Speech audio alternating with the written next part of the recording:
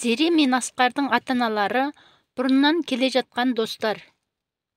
Екеуінің әкелері бір оқу орнын бітірген, айырылмас достар болған. Екеуі достығымыз енді құдалыққа ұлассын деп балаларын кішкентайынан атастырып қояды. Зере мен Асқар ес білген кезде атастырылғандарын айтып, көңілдерін қалдырмай құда-құдағи болғысы келетіндерін айтады. Әке-шешелерінің көңілін қалдырғысы келмеді. Есейген соң қыз бен жігіт болып сөйлесіп жүрді. Бірге кешкі серуенге шығып, түнгі қаланы аралап қайтатын. Бірақ ешқандай артық әңгіме айтылмайтын. Сөйтіп жүрсе де Зере Асқарды қатты ұнатып қалды. Асқарды да ұнатады деп ойлады. Басқа ешкімге қарамай, болашағын тек Асқармен елестетіп жүрді. Бірақ Асқар өз сезімін білдіруге еш асықпады. Тек жылы лебіздерін көрсетіп жүретін. Аға ретінде қамқор болып жүретін. Асқарды ұялып жүрген болар. Маған деген құрметі ерекше ғой. Демек, ұнатады деп ойлады. Соңғы кездері Асқар көп келгіштеп жүр. Бір нәрсе айтқысы келетіндей көрінеді, бірақ ештеңе айтпайды. Бүгін де кешкісін Асқар Зереге келіп тұр. Қолында шоколады бар. Біраз әңгімелесіп, қипақтап бір нәрсе айтқысы келгендей болды. Мұны сезген Зере маған өз сезімін білдіре алмай тұрма деп те ойлады. Іштей қуанып та отыр. Бірақ бүгін де ештеңе айтылмады. Асқар біраз отырып қайта кетті. Зере соңғы уақытта түнімен дөңбекшіп, Асқарды жиі ойлайтын болды. Соның жары болғысы келетін, қашан сөз салады екен деп те ойлайды. Көз алдында иә деген жауап айтқанын елестететін болды. Сосын өз ойына мәз болып жатады. Ертесінде Зере ерекше көңіл күймен тұрып, әдемі көйлектерін киіп, оқуына жиналып жатқаны сол анасы хабарласты. Зеретай, қалайсың қызым? Жақсымын анашым, өзіңіз қалайсыз? Әкем қалай? Шүкір, аман есен, оқуың қалай? Қарның тоқ па? Ақшаң бар ма? Жағдайын сұрап, неден бастарын білмей, ары-бері қипақтап отыр. Қалай айтсам екен? Зеретай, Асқармен хабарласып жүрсің бе? Иә, анашым, не болды? Жай сұрап жатқаным ғой. Негізі былай ғой қызым енді. Саған не айтарымды білмей отырмын. Кеше Асқар үйленіп кетіпті. Саған ештеңе айтпады ма? Деді. Зеренің бірден түрі бұзылып кетті. Қашан? Кеше ғана келіп кетті, кешкісін. Үйленетінін айтпады ғой. Бірақ білмеймін. Үйіне айтпай, кеше өзімен бірге оқитын қызды апарыпты. Жақсы көретін қызым деп. Апарып тұрған соң ата-анасы амал жоқтан басына орамал салыпты. Енді әкеңе хабарласып, ұлы үшін кешірім сұрап жатыр. Өздерін кінәлі сезініп отыр. Әй, жарайды, бақытты болсын, деді Зере өзінің көңіл күйін байқатпайын деп. Өзіне бәрібір сияқты болып сөйлесіп тұр. Бір жағынан анасында уайымдатқысы келмеді, бірақ іші алай-дүлей болып жатты. Асқар маған ағамдай ғой, уайымдамаңыз. Қайта дұрыс болды үйленгені. Сіздерге әзірге тұрмысқа шыққым келмейді деп айта алмай жүр едім, дей салды. Иә қызым, саған қалай айтарымды білмей әрең хабарласып едім, жақсы болды ғой. Өзіңде әлі бауыр баса қоймағаның. Анасы мен қызы кішкене сөйлесіп, тұтқаны қойды. Өзін әрең ұстап тұрған Зере тұтқаны қояр қоймас көзіне моншақтап жастары ытқып шыға берді. Жиналып жатқан сабағын да жайында қалды. Бәсе деймін, кеше бірдеңе айтқысы келіп еді, соны айта алмаған екен ғой. Мен болсам қиялданып жүрмін. Ұнатпаса айтпайды ма? Неге мені алдап келді? Алған келіншегі кім болды? Ару ма, басқа ма деп әбден басы қатты. Бірақ өзін қоярға жер таппай отыр. Керексіз зат секілді тастап кететіндей сезімде болды. Біресе жылап, біресе қайта ойға шомып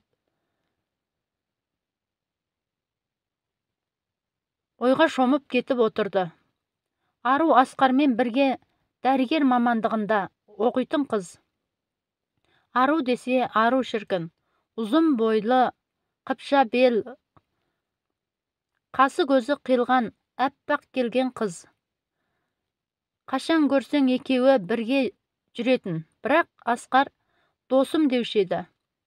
Жай айтқан екен ғой. Неде болса Асқарға хабарласайын деп шешті. Өйткені ішін жегідей жеп бара жатқан сұрақ: мені неге тастап кетті? Кімді алып барды? Ол қыз кім?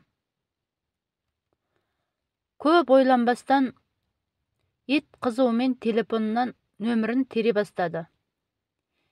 2-3 үзілістен кейін өзіне таныс дауыс. Зере, сәлем, қалың қалай? Сәлем Асқар, жақсымын, қалай жағдайың? Құсың құтты болсын. Рахмет Зере, ренжімеші. Саған айтуға батылым жетпеді. Қанша оқталсам да айта алмадым. Бір жағынан әкемнің берген уәдесі бар, бір жағынан менің жақсы көретін қызым. Неде болса жүрегімді тыңдадым. Білесің ғой, мен саған қарындас ретінде қарайтынымды. Ренжімеші. Зере біраз нәрсе айтқысы келген еді, бірақ батылы жетпеді. Сәл үнсіздіктен соң: иә, білемін, уайымдама, бақытты болыңдар. Сен де маған ағам секілді едің, сондықтан өз-өзіңді кінәлама. Жеңешем кім болды сонымен дейді? Ару, бірге оқитын. Аруға үйлендің бе? Иә. Жақсы, екеуің қатты жарасасыңдар, бақытты болыңдар. Жай құттықтап қояйын деп хабарласқамын. Рахмет Зере. Жақсы. Зере тұтқаны қоя сала тағы жылады. Іші өртеніп барады. Бүгінгі күні жылаумен өтті. Қайтсын, бауыр басып ұнатып қалған еді. Енді сүйгені басқаға үйленіп кетіп отыр. Түнімен ұйқысы да жөнді болмады. Таңертеңгісін амал жоқ, оқуына бару керек. Сүйретіліп оқуына келді. Көздері ісіп кеткен, түрі шаршаңқы, құрбысы көре сала: не болды түріңе? Ауырып тұрмысың? Жоқ. Неге, не болды? Асқар үйленіп кетті. Қойшы, кімге? Дос қызына, бірге оқитын. Мені ұнатпапты. Қарындасы ретінде ғана қарайды екен. Қойшы соны, содан басқа жігіт құрып қалды ма? Сонша жылап сенде. Сені басқа бір жігітпен таныстырамын. Не қыласың, сені ұнатпаса?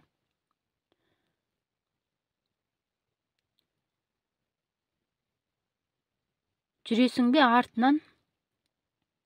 Ұмыт оны, болды. Саған әлі талай жігіттер қашық болады. Көрде тұр. Зере күнде оқуына келіп жүр. Ойының бәрі Асқар. Бауыр басып қалғаны сонша. Көрмегенге іші алай-дүлей болып, бір ретте болса көргісі келіп жатыр. Бірақ хабарласуға өзін әрең ұстап жүр. Өз-өзіне болды Зере, ұмыт. Оның келіншегі бар, бақытты өмір сүріп жатыр деп күбірлеп қояды. Арада ай өтер-өтпес құрбысы Зереге хабарласады. Бүгін дайын отыр, бір жігітпен таныстырамын. Асқарға ерегескенде басқа біреумен жүрсей, қашанғы жүресің мұңайып. Сенің қазіргі жағдайыңа қарап жүрегім ауырады. Еңсеңді көтер, бір жігіт үшін өзіңді тастап жібересің бе? Дастан жақсы жігіт. Өзінің кәсібі бар, соны дөңгелетіп отыр. Оқыған, тоқыған жігіт. Бұдан артығын таппайсың деп асыра мақтап жіберді. Кешкісін құрбысы екі жігітті ертіп келді. Бұл шыққанша есік алдында күтіп тұрды. Зере терезеден аңдып қарап қояды. Қайсысы болды екен деп.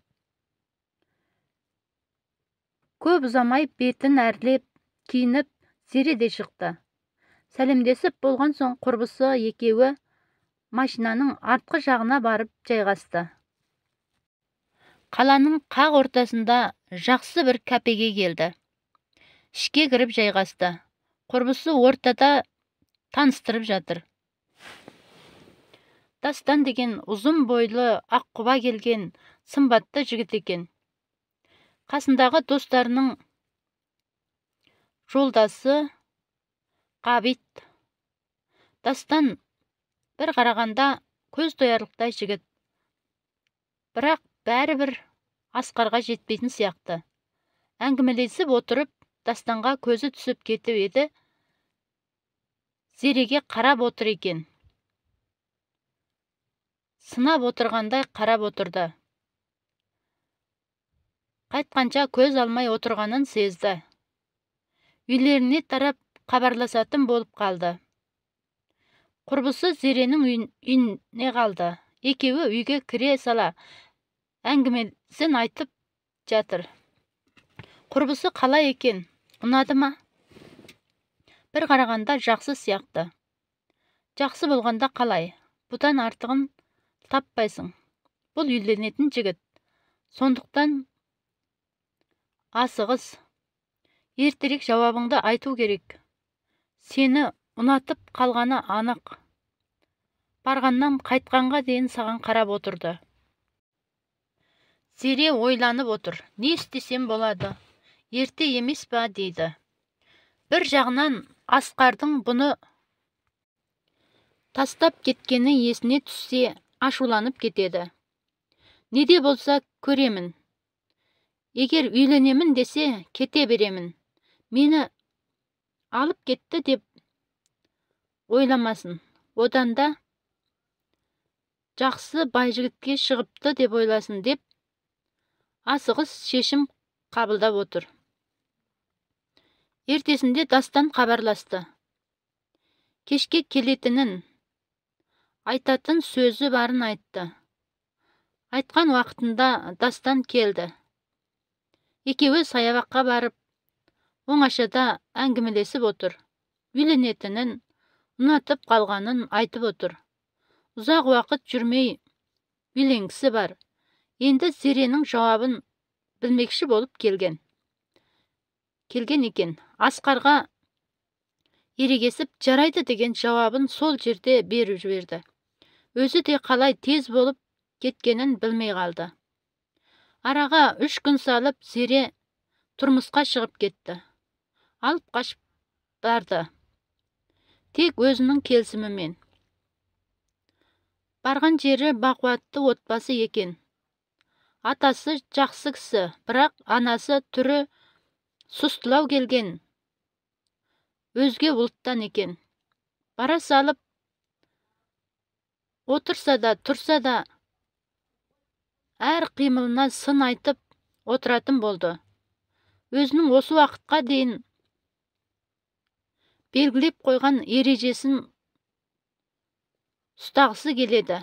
Дастанға анасын тыңдайтын ол екен. Анасы не айтса екі етпей орындайды. Үйінде сол енесі би. Бара сала оқуын сырт бөлімге ауыстырып, жұмысқа тұрғызып жіберді. Күндіз сырттағы жұмыс, келген соң үйдегі жұмыс. Қанша тірлігін істеп жатса да, мін таппай қоймайды. Отырса опақ, тұрса сопақ болатын енеден шаршап, өзінің асығыс шешіміне өкінді. Не істеп қойдым? Әлде жүре тұруым керек пе еді? Осындай өмір маған керек пе еді? Отбасылық өмірге әлі ерте еді. Бекер қылдым дейді. Отбасының бәрін біліп, қыр-сырын білу керек едім дейді. Бірақ Дастан жақсы жігіт еді. Зереге өзінің қолдауын білдіріп отырады. Тек Дастан үшін шыдап, үндеместен жүре берді. Бірақ Дастан анасына сөйлеуге бата алмайды. Зере де соның қатарына қосылды. Әбден басылып, еш үндемей жүре беретін болды. Тұрмысқа шыққанына да 5 жыл өтті. Қатарына 2 ұл босанды. Онда да енесі сөйлеуін қояр емес. Ананы жаса, мынаны жаса, болмаса өйтпе, бүйтпе деп отырады. Өз еркімен өмір сүре алмай қалды. Шыдамы таусылған Зере әбден іші толып, жарылайын деп жүр. Кезекті бір айғайда Зере қарап отырмады. Сөйлей берген енесіне айғайлап шықты. Осы уақытқа дейін үндемедім. Қояр дедім. Тіл табысып кетерміз дедім, бірақ сөйлеуіңізді қоймадыңыз ғой. Не істесем де жақпадым сізге. Қандай келін керек айтыңызшы, одан да қоя салайын Дастанмен, ажырасамын. Өзіңізге жағатын келін алып алыңыз. Болды, мен кетемін. Деп киімдерін жинап кетті де қалды. Қалада келіп ағасының үйіне біраз уақыт жүрді. Сосын бөлек пәтер жалдап тұрды. Дастан хабарласып, үйге келуін өтініп еді, бармаймын болды. Менің қадірімді білсін деді. Анаңмен тұра алмаймын. Мен ауру болатын болдым. Түсін деді. Содан кейін хабарласқан, іздеп келген ешкім болмады. Зере кеткен соң қайнынысы үйленді. Келін өте қу, бір беткей болып шықты. Айтқанын істете алмаса, үйіне айғай шу болады. Адуынды ене өзінен асып түскен келін көрген соң басылып қалды. Басында үйдегі ережемен таныстырғысы келіп еді, бұл келін көне қоймады.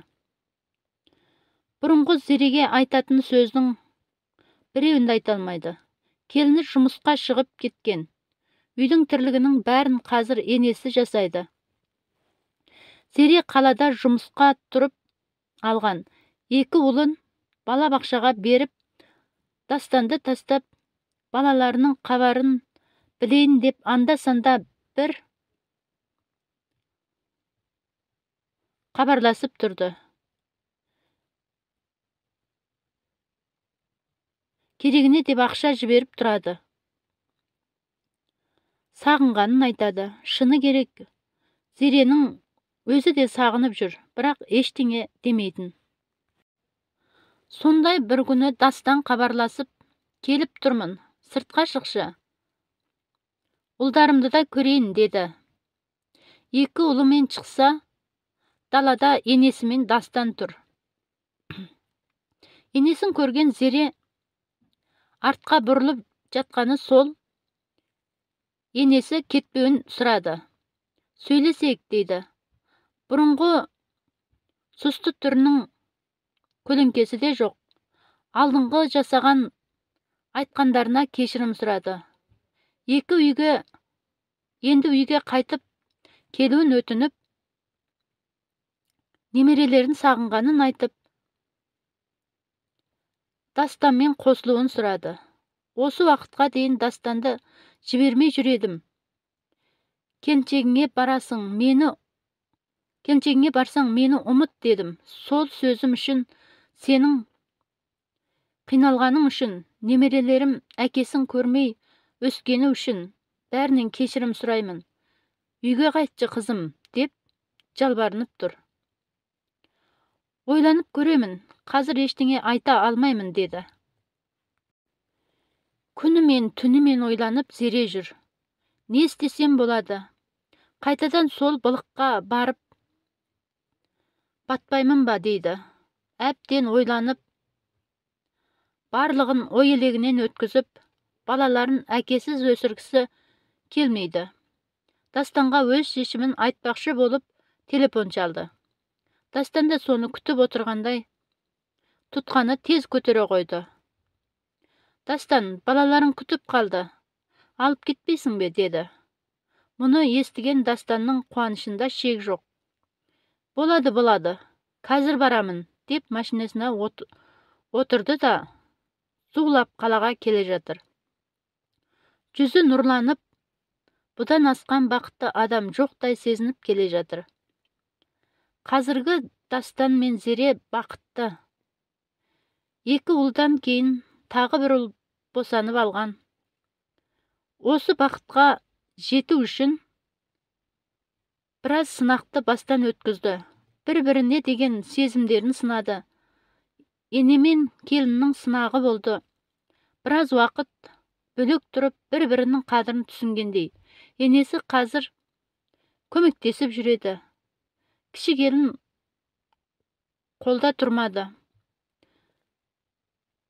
Бөлек тұрғысы келіп, жолдасын алды да кетті. Қазір Зереден асқан жақсы келін жоқ. Ауылда да, отбасында да абыройлы.